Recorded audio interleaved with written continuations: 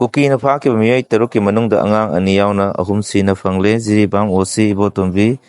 transfer Taurubadagi resign Taunabase Thakre. Jiribam districtki Borobreka police station Manung Sanba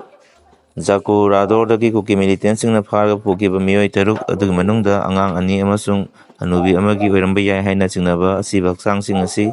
Nimidang Wairam Ziri put to real the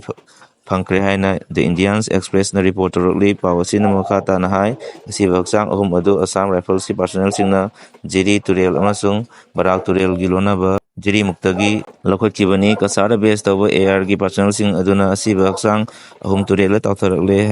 have the Taba the Gimanak Nakoda labor, Napamio Karaga Hainaraga Haksang Sing Adu Local Kibani, Haksang Sing Adu Post Mortem Gidan of the Silser Medical College and Hospital, the Pokre Haina Assam Police confirmed Tokre, Haksang Sing Adu Imung Manungi Missing Masak Tak River Maramna, Kuki Sing Paraga Pukiba. Mioi Taruk Adugi Manungda Ahumni have this of Chana Kamangam Dre Adumapumakogi Saong Sata Sing Adugi Yelrodi Kuki Teresina Paraga Pukiba Sing Adugi Manungda Yauriba Angang Ani Amasu Ahal or Vinopi Adudagi Haksang Wagine Haina Lonari.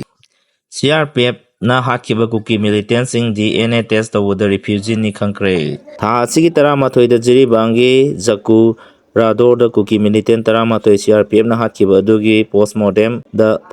Asamgi Silcher Medical College Taunaba Tamlakiba Adugi DNA test of Crane Masigi Matang the Press na Fangmatazaba Yaba Pauna Hairibadi Silcher Medical College Marsing Asiba Haksang Taramato Edu DNA test of Wayaro Haina Medical College Asigi Campus Wang with the cookies in protest or in age erector Asiba Sing Adu DNA test of Kibani Hairi DNA test Adu the CRPM na Hakiba Cookie Mar Militant Sing Adugi DNA test Adu the Mapangi Mewing Actor or number Tenakre Haina Ahum Sina Hairi Adubu Silcher Medical College Asigi over document Chingdi Hongtokput Tenadri.